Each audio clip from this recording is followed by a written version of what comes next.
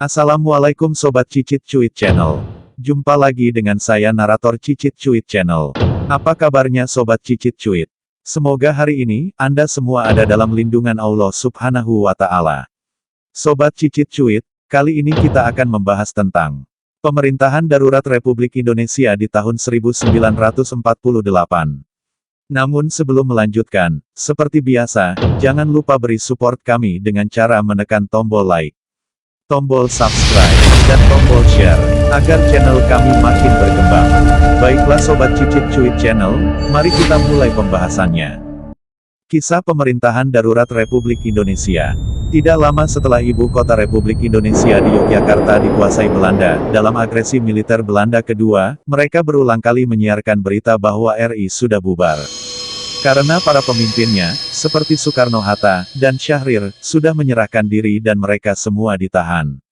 Mendengar berita bahwa tentara Belanda telah menduduki ibu kota Yogyakarta, dan menangkap sebagian besar pimpinan pemerintahan Republik Indonesia, pada tanggal 19 Desember sore hari, Mr. Syafruddin Prawiranegara, bersama Kolonel Hidayat, Panglima Tentara, dan Teritorium Sumatera, mengunjungi Mr. Teuku Muhammad Hasan, Gubernur Sumatera, atau Ketua Komisaris Pemerintah Pusat di kediamannya, untuk mengadakan perundingan. Malam itu juga mereka meninggalkan Bukit Tinggi, menuju Halaban, daerah perkebunan teh, 15 km di selatan kota Payakumbuh. Sejumlah tokoh pimpinan Republik yang berada di Sumatera Barat dapat berkumpul di Halaban, dan pada tanggal 22 Desember tahun 1948, mereka mengadakan rapat yang dihadiri antara lain oleh Mr. Syafruddin Prawiranegara, Mr. T. M. Hasan, Mr. Sultan Muhammad Rashid, Kolonel Hidayat, Mr. Lukman Hakim, Insinyur Indra Cahya, Insinyur Mananti Sitompul, Mariono Danubroto, Direktur BNI Mr. Abdul Karim, Rusli Rahim, dan Mr. Latif. Walaupun secara resmi kabar Presiden Soekarno belum diterima, tanggal 22 Desember tahun 1948, sesuai dengan konsep yang telah disiapkan, maka dalam rapat tersebut diputuskan untuk membentuk Pemerintah Darurat Republik Indonesia, atau PDRI, dengan susunan sebagai berikut. 1. Mr. Syafruddin Prawiranegara, Ketua PDRI atau Menteri Pertahanan atau Menteri Penerangan atau Menteri Luar Negeri ad interim. 2. Mr. T. M. Hasan, Wakil Ketua PDRI atau Menteri Dalam Negeri atau Menteri PPK atau Menteri Agama. 3. Mr. Sultan Muhammad Rashid, Menteri Keamanan atau Menteri Sosial, Pembangunan, Pemuda. 4. Mr. Lukman Hakim, Menteri Keuangan atau Menteri Kehakiman. 5. Insinyur Mananti Sitompul, Menteri Pekerjaan Umum, Menteri Kesehatan. 6. Insinyur Indra Cahya, Menteri Perhubungan atau Menteri Kemakmuran. Keesokan harinya, tanggal 23 Desember tahun 1948, Syafruddin berpidato. Belanda menyerang pada hari Minggu, hari yang biasa dipergunakan oleh kaum Nasrani untuk memuja Tuhan. Mereka menyerang pada saat tidak lama lagi akan merayakan Hari Natal Isa Amerika Serikat, hari suci dan perdamaian bagi umat Nasrani. Justru karena itu semuanya, maka lebih-lebih perbuatan Belanda yang mengakui dirinya beragama Kristen, menunjukkan lebih jelas dan nyata sifat dan tabiat bangsa Belanda. Liciknya, curangnya, dan kejamnya. Karena serangan tiba-tiba itu mereka telah berhasil menawan Presiden, Wakil Presiden, Perdana Menteri, dan beberapa pembesar lain. Dengan demikian, mereka menduga menghadapi suatu keadaan negara Republik Indonesia yang dapat disamakan dengan Belanda sendiri pada suatu saat negaranya diduduki Jerman dalam Perang Dunia II, ketika rakyatnya kehilangan akal, pemimpinnya putus asa dan negaranya tidak dapat ditolong lagi. Tetapi kita membuktikan bahwa perhitungan Belanda itu sama sekali meleset. Belanda mengira bahwa dengan ditawannya pemimpin-pemimpin kita yang tertinggi, pemimpin-pemimpin lain akan putus asa.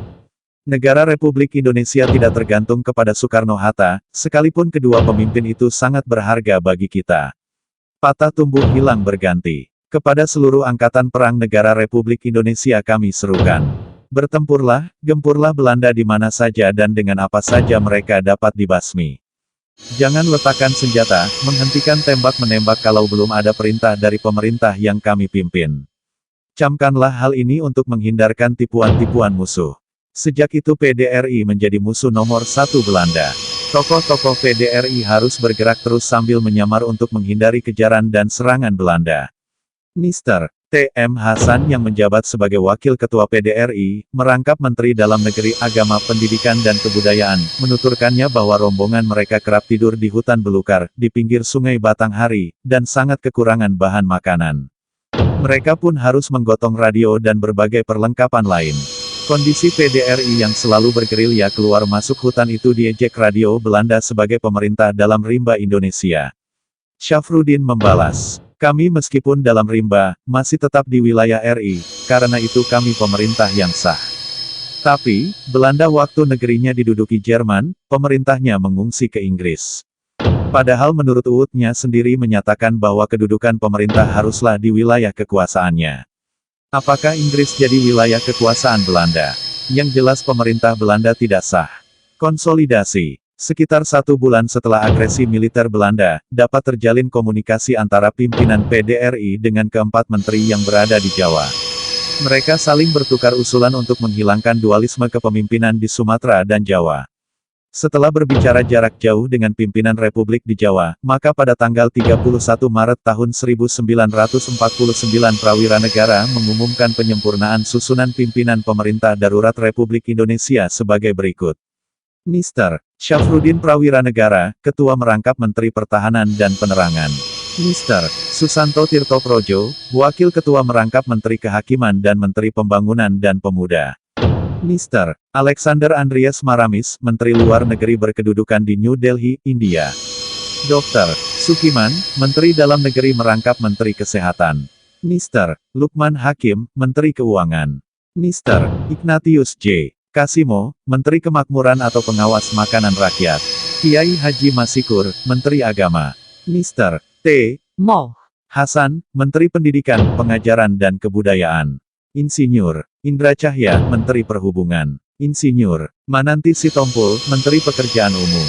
Mr. Sultan Muhammad Rashid, Menteri Perburuhan dan Sosial. Pejabat di bidang militer, Letnan Jenderal Sudirman, Panglima Besar Angkatan Perang Republik Indonesia. Kolonel Abdul Haris Nasution, Panglima Tentara dan Teritorium Jawa. Kolonel R. Hidayat Marta Atmaja, Panglima Tentara dan Teritorium Sumatera. Kolonel Muhammad Nazir, Kepala Staf Angkatan Laut. Komodor Udara Hubertus Suyono, Kepala Staf Angkatan Udara. Komisaris Besar Polisi Umar Said, Kepala Kepolisian Negara. Kemudian tanggal 16 Mei tahun 1949, dibentuk Komisariat PDRI untuk Jawa yang dikoordinasikan oleh Mer Susanto Tirto Projo, dengan susunan sebagai berikut. Mr. Susanto Tirto Projo, Urusan Kehakiman dan Penerangan. Mr. Ignatius J. Kasimo, Urusan Persediaan Makanan Rakyat. R. Panji Suroso, Urusan Dalam Negeri. Selain Dr. Sudarsono, Wakil Republik Indonesia di India, Mr. Alexander Andreas Maramis, Menteri Luar Negeri PDRI yang berkedudukan di New Delhi, India, dan Lambertus N. Palar, Ketua Delegasi Republik Indonesia di PBB, adalah tokoh-tokoh yang sangat berperan dalam menyuarakan Republik Indonesia di dunia internasional sejak Belanda melakukan agresi militer Belanda II. Dalam situasi ini, secara de facto, Mr. Syafruddin Prawira Negara adalah Kepala Pemerintah Republik Indonesia. Perlawanan Tugu PDRI di Koto Tinggi, Gunung Omeh, Kabupaten 50 Kota. Perlawanan bersenjata dilakukan oleh Tentara Nasional Indonesia serta berbagai laskar di Jawa, Sumatera serta beberapa daerah lain. PDRI menyusun perlawanan di Sumatera. Tanggal 1 Januari tahun 1949, PDRI membentuk 5 wilayah pemerintahan militer di Sumatera. Aceh, termasuk Langkat dan Tanah Karo. Gubernur Militer, TGK Daud Bereh di Bereh. Wakil Gubernur Militer, Letnan Kolonel Askari. Tapanuli dan Sumatera Timur bagian selatan. Gubernur Militer, Dr.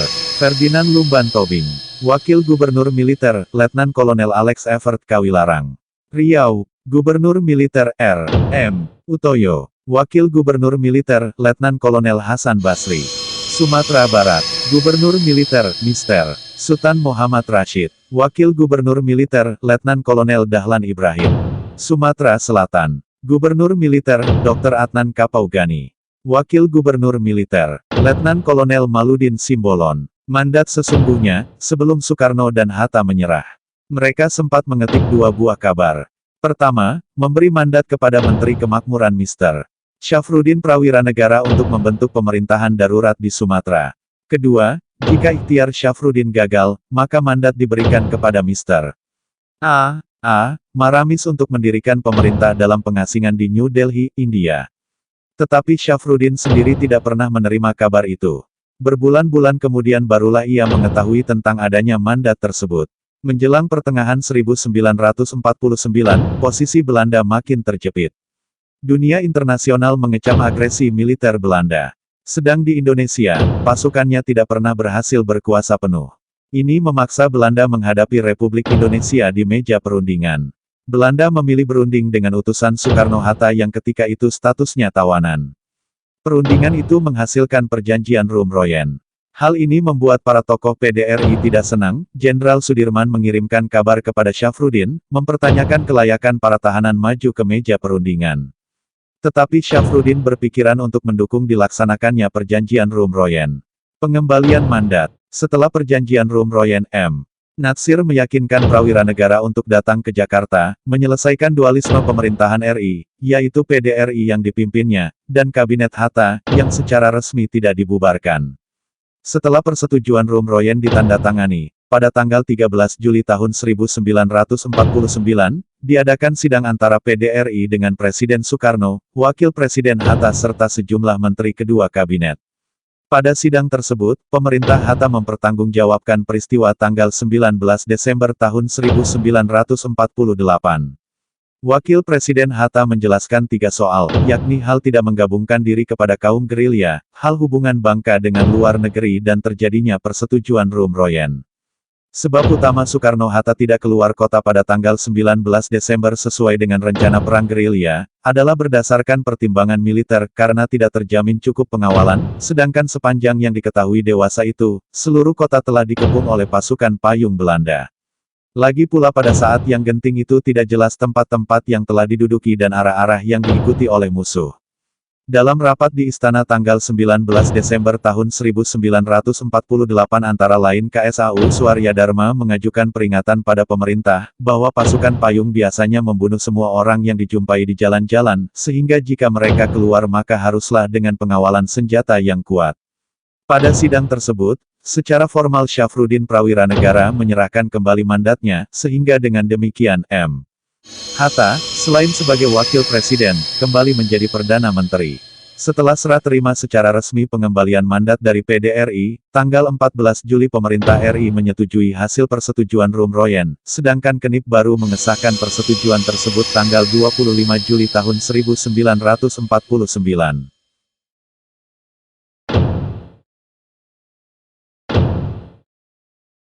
Demikianlah Sobat Cicit Cuit Channel.